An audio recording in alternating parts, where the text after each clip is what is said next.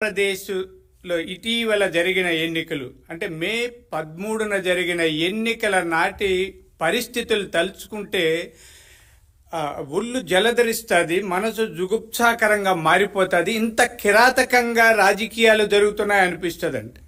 జగన్మోహన్ రెడ్డి గారి కిరాతక పరిపాలన ఎంత దారుణంగా ఉందో, ఎంత హింసాపూరితంగా ఉందో, ఈ రాష్ట్రాన్ని ఎంత భయభ్రాంతులకు గురి చేసిందో మనం ఆ చరిత్ర చూస్తే తెలుస్తుందండి. ప్రధానంగా రాయలసీమలో, మరింత ప్రధానంగా అంటే చిత్తూరు జిల్లా, తర్వాత అనంతపురం జిల్లాలో విచ్చలివిడిగా కిరాతక రాజకీయాలకు పాల్పడ్డారండి. మన రాష్ట్రం అందరూ గమనించిన విషయం తెలుసు. చంద్రగిరిలో టీడీపీ అభ్యర్థి పులివర్తి నాని గారిని పట్టపగులు మహిళా యూనివర్సిటీ ముందు నడి రోడ్డులో కత్తులు కటాటలు తీసుకొచ్చి కొట్టి చంపే ప్రయత్నం చేశారండి. సమ్మెటలు తెచ్చారు. రాష్ట్ర చరిత్రలో లేదా రాయలసీమ చరిత్రలో సమ్మెటితో తలపగలగొట్టి చంపాలనుకుంటున్న ఆ దుశ్చర్య మొదటిసారిగా తిరుపతిలో కనిపించిందండి. అంటే మనకు తెలిసి కిరాతక రాజకీయాలు లేదా హింసాత్మక రాజకీయాలు, గొడవలు, అల్లర్లు జరగడం సహజమే. కత్తులు కటార్లు గూటాలు లేదా కొడవళ్ళు తెచ్చే సాంప్రదాయం నుంచి సమ్మెటలు తెచ్చే సాంప్రదాయం అంటే పాపం వాళ్ళ గొడ్డళ్ళు దొరకలేదేమో, గొడ్డలన్నీ పులివెందలకు పరిమితమై ఉంటాయి. ఆ గొడ్డళ్ళు దొరక్క సమ్మెటలు తీసుకొచ్చి పులివర్తి నాని గారిని చంపే ప్రయత్నం చేశారు. అక్కడ సకాలంలో ఆయన గన్మ్యాన్ ధరణి స్పందించి కాల్పులు జరపకపోతే మా అభ్యర్థి చనిపోయాడండి. ఆ తర్వాత పోనీ అయ్యింది. ఆ తర్వాత అల్లర్లు, గొడవలు, కేసులన్నీ 75 మంది తెలుగుదేశం కార్యకర్తల మీద కేసులు పెడతారండి. వాళ్ళే మమ్మల్ని చంపడానికి వచ్చి మా పార్టీ వాళ్ళని పూర్తిగా అక్కడ ఎవరు లేకుండా ఏదో ఏమనుకున్నారో తెలియదు చేసి ఆ తర్వాత అనామకులు, అమాయకులు అందరి మీద కూడా కేసులు పెట్టారు. పులివర్తి నాని గారిని కొట్టని వాళ్ళు, రాని వాళ్ళు కూడా ఎవరైనా ఉంటే వాళ్ళ మీద కూడా పెట్టారు. అరే ఎవరో ఒకరి మీద కేసులు పెట్టాలి, ఆ కేసులు పెట్టినట్టు నటించాలని పోలీసులు చేశారండి. అక్కడ పోలీసులు చాలామంది వైఎస్ఆర్ పార్టీ గూండాల్లాగానో లేకపోతే వాళ్ళ కార్యకర్తల్లాగానో పనిచేశారండి. ఇది పోలీసు వ్యవస్థకి కొంత తలవంపులండి. అందరూ పోలీసులు అలా కాకపోయినా కొంతమంది పోలీసులు ఎందుకో జగన్మోహన్ రెడ్డి గారి మీద వాళ్ళకు ఆ వ్యామోహమో లేదా కులతత్వమో లేదా ఇంకొకటో తెలియదు కానీ ఇంత చాలా దారుణాలు చేశారు. ఇప్పటికైనా మారకపోతే కష్టమండి. ఇంకా మా పొంగనూరులో పెద్దిరెడ్డి రామచంద్రారెడ్డి గారి నియోజకవర్గంలో బూరగమంద అని ఒక ఊరుందండి. అది ఆయన సొంత మండలం, పెద్దిరెడ్డి గారి సొంత మండలానికి సంబంధించిన ఊరు. ఆ ఊర్లో ఉదయం 5 గంటలకంతా 8 మంది ఏజెంట్లని, ఆ చుట్టుపక్కల ఉన్న ఎన్నికల పోలింగ్ ఏజెంట్లన్నీ కిడ్నాప్ చేశారండి. బహిరంగంగా వైఎస్ఆర్ పార్టీకి చెందిన ఒక 15 మంది వచ్చి వాహనాల్లో వచ్చి వాళ్ళు బలవంతంగా తీసుకెళ్లారు. అవన్నీ సోషల్ మీడియాలో వైరల్ అయిన తర్వాత ఎక్కడో దింపేసి వెళ్ళిపోయారు. ఇప్పటి వరకు వాళ్ళ మీద కేసులు లేదండి. అంటే వాళ్ళ మండలం, సొంత మండలం, సదుం మండలం బూరగమందలో 8 మంది తెలుగుదేశం పార్టీ ఏజెంట్లను కిడ్నాప్ చేసి ఇన్ని చేసినా కూడా వాళ్ళ మీద ఇప్పటికీ కేసులు లేదండి. దాని మీద అక్కడ చెల్లాబాబు అంటే చెల్లా రామకృష్ణారెడ్డి గారు అభ్యర్థి కంప్లైంట్ చేశారు. మాజీ ముఖ్యమంత్రి నల్లారి కిరణ్ కుమార్ రెడ్డి గారు కూడా ముందు నుంచి హెచ్చరిస్తున్నారు. దాని మీద కంప్లైంట్ చేశారు. ఆయన ఎంపీ అభ్యర్థి, ఈయన ఎమ్మెల్యే అభ్యర్థి. అంటే ఒక మాజీ ముఖ్యమంత్రి చేసిన ఫిర్యాదులు కూడా బొట్ట దాఖలు చేసి కేసులు పెట్టలేదంటే అక్కడ ఉన్న పోలీసులు ఏమనాలి చెప్పండి.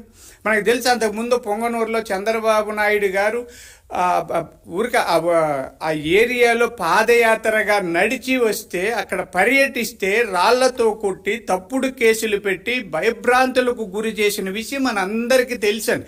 ఈ రాష్ట్రంలో ఎంతమంది వేల మంది మీద కేసులు పెట్టి ఇల్లు వాకలు వదిలి పరారైపోయారు.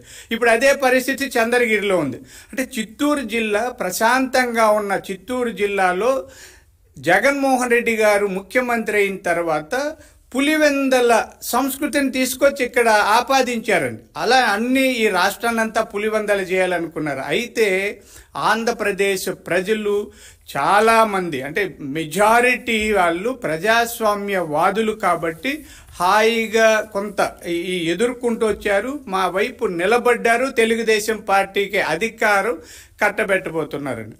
అయితే ఇంకా తాడిపత్రి తెలుసు కదండి. తాడిపత్రిలో జేసీ దివాకర్ రెడ్డి గారు, జేసీ ప్రభాకర్ రెడ్డి గారిని ఎన్నిసార్లు ఎన్ని విధాలుగా వేధించారు, ఆ కుటుంబం మీద దాడులు చేశారు. అక్కడున్న ఇంతకుముందు ఎమ్మెల్యే పెద్దారెడ్డి వాళ్ళందరూ ఎన్ని దారుణాలు, దురాగతాలు, అరాచకాలు, కిరాతకాలు ఎన్ని చేశారండి. చాలా హింసాపూరితమైన సినిమాలు ఉంటాయి. క్రైమ్ అండ్ థ్రిల్లర్ సినిమాల కంటే దారుణంగా చేస్తూ వస్తే వాళ్ళు తట్టుకుని నిలబడ్డారండి. ఎన్నికల రోజు ఏమైందండి?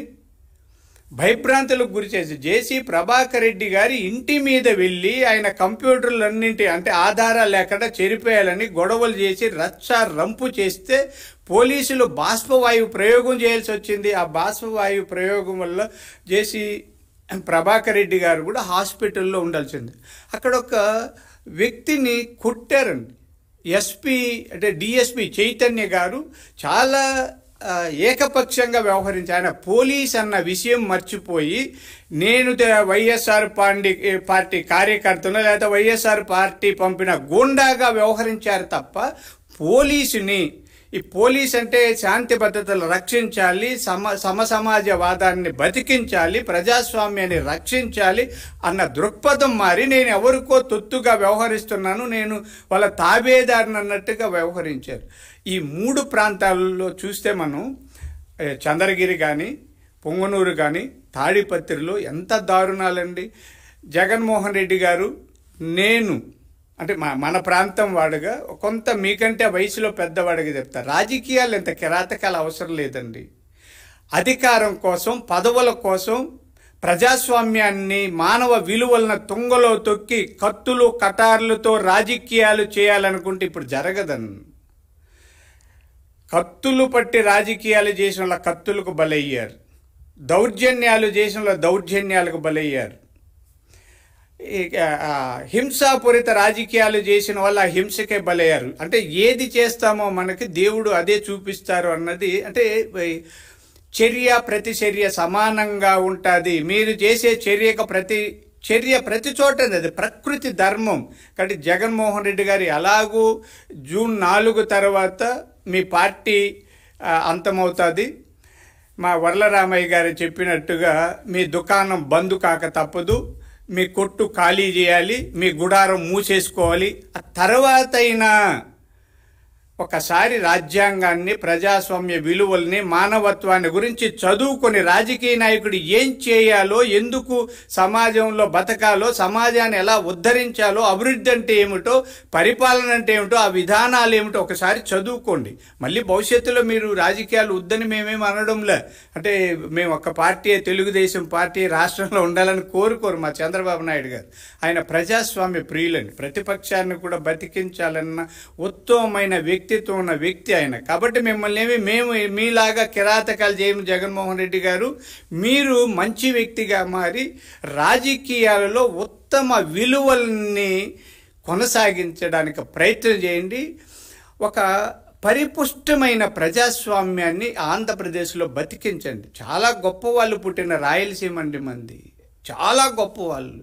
మీకు తెలుసు, మీ పక్క అనంతపురం జిల్లాకు చెందిన నీలం సంజీవ్ రెడ్డి గారు ఏకగ్రీవంగా రాష్ట్రపతి అయినారండి. అంత ఉత్తములు పుట్టిన ఈ రాయలసీమలో హింసాపూరిత రాజకీయాలని కొనసాగి